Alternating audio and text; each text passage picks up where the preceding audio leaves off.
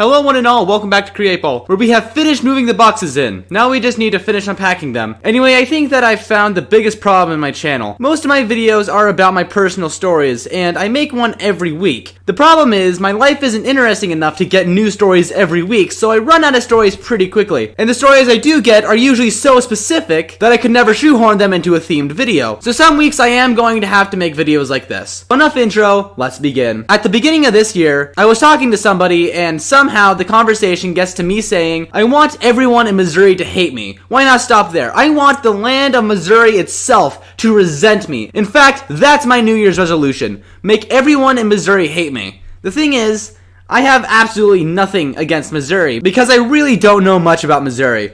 I'm not sure if I even know where it is. I could be in Missouri right now and I'd be none the wiser. But anyway, a few weeks later, Laura told me that she might move to Missouri, and I said, dang it, that means you have to hate me by the end of the year. She didn't move to Missouri, so that's good. The moral of the story is that if you live in Missouri, I think you're lovely, but I would really appreciate it if you hated me. Thanks. Okay, a bit of a shorter story. There's a kid in the class below me, and one week, he asked me to give him a shout out in my next video.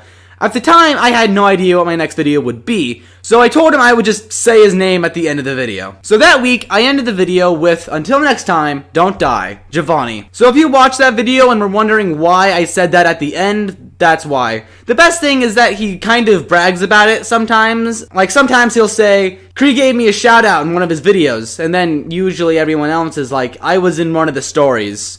So, you know. A few years ago, I went to an amusement park with Webb, Cody, and a few other people, and we thought it'd be pretty funny to walk past a random person and say things like, wake up, or all of this is a dream, or the accident was 20 years ago, you need to forgive yourself. So we chose a random guy in an orange shirt as our target since we could easily discern him in the crowd. At first, we were going to split up, but when I tried to, I just hopped over a short fence next to a train track and realized I couldn't really go anywhere from there, so I just hopped back over, and we gave up. Regardless, each of us walked past him one by one and said the lines that the group had already agreed on, and when we looked back, he looked genuinely confused, so I think that was a job well done. So at my mom's house, we used to have this really flimsy bunk bed. I would sleep on the top bunk, and Webb would sleep on the bottom bunk. But one day, Webb asked me if we could switch bunks for the night. I was kinda concerned that the before-mentioned flimsy top bunk wouldn't be able to support his weight, so I decided to write a will before switching beds. The will stated that if I were to die on this night in particular, due to the top bunk collapsing on top of me, then I wanted Webb to be sued for everything he owned, since it was his fault. Secondly, I wanted my horribly mangled corpse to be presented in an open casket at my funeral. And lastly, I wanted all my earthly possessions to be burnt in a spectacular bonfire that I would then be thrown into. So, honestly, when I woke up that morning, I was kinda disappointed that I wasn't crushed in my sleep.